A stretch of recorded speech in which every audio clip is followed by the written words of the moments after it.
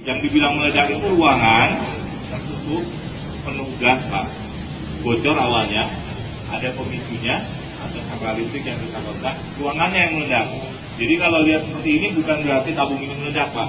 Yang paling sering kali kalau misalkan posisi yang umum, pada saat kondisi bocor seperti ini, ada api, ini rata-rata ditinggal. Sebenarnya dibuka regulatornya, bawa keluar tabungnya, Pak. Jadi kita melihat seperti tadi, yang paling sering biasanya kan yang dipakai bapak polisi. Ya, bagaimana kalau misalkan dia seperti tadi berpikir siram dengan air atau yang paling sering lari, ya Pak ya. Nah, jadi penyebab kebakaran itu ada 3 faktor sebenarnya, Pak. Pertama dari orangnya, yang kedua dari cara mereka menggunakan, yang ketiga dari instalasi atau alat yang mereka gunakan yang banyak sekali yang belum paham cara penggunaan. Nah, jadi dasar pertama dari tabung dulu saya jelaskan karena kebanyakan orang taunya dasar itu tangga yang benar untuk membeli tabung gas. Jadi di setiap tabung itu ada nomor atau masa berlaku. Sama dengan kalau kendaraan itu tertera di sini tabung, Pak. Jadi Bapak bisa lihat di sini ada 2 tabung. Nah, adanya di sini sebelah sini. Jadi masanya sama dengan cara ulang kendaraan 5 tahun sekali, tabung gas ini diganti kepalanya. Jadi nanti dibawa ke Pertamina pada saat pengisian, kalau memang caranya sudah habis, diambil dipasangkan yang baru. Makanya jangan heran kalau Bapak pakai tabung yang sudah expired, pasti keluhan pertama begitu pasang susah, yang kedua suka bocor. Nah, cara pemasangan itu ada tata caranya, Pak. Jadi seperti ini. Proses yang paling mudah, kebanyakan orang menganggap sepele karena pada saat pemasangan badannya selalu berhadapan dengan dia, dengan pemasangnya, terus pemasangnya lewat sini, Pak.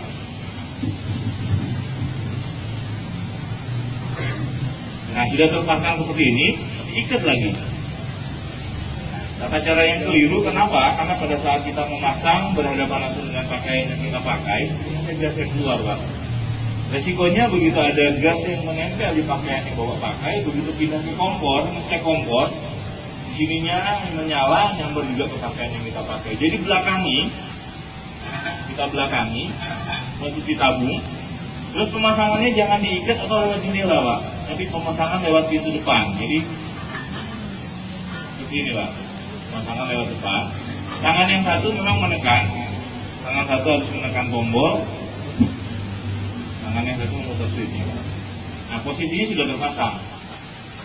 Sama dengan tabung yang kecil juga, pada saat pemasangan. Nah, di sini posisinya seperti ini. Menekan yang satu memutar tombol. Nah, tata cara berikutnya menyalakan kompor juga ada kriterianya. Begini, Pak, masak. Ini kebanyakan selesai masak, yang kita lakukan hanya matikan di kompor. Setelah itu, rumah kita tinggal pergi, lampu kita matikan, posisinya pintunya dikunci. Menurut Bapak sama Ibu posisi memasak seperti ini, terakhir kali apalagi kalau mau pergi, yang dimatikan hanya kompornya aja, sudah aman atau belum, Pak? Ya, posisinya memang mati, Pak ya. Tapi kalau kita cek seperti ini, keluar, Pak. Jadi masih ada gas yang ngalir. Jadi proses yang paling umum kalau misalkan Bapak di rumah, dalam kondisi rumah kita kosong, risiko yang terjadi, gas itu bisa saja keluar dengan cara pertama selangnya digigit tikus atau tekanan gas yang tinggi membuat selang itu pecah-pecah. Nah, dalam kondisi ruangannya tertutup, tapi kalau kondisinya ada api seperti ini, Pak. Nah,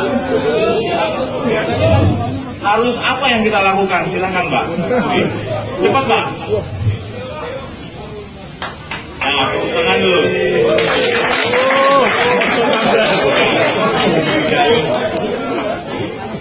Harus jadi contoh karena rata-rata Bapak polisi kan harus bisa katanya.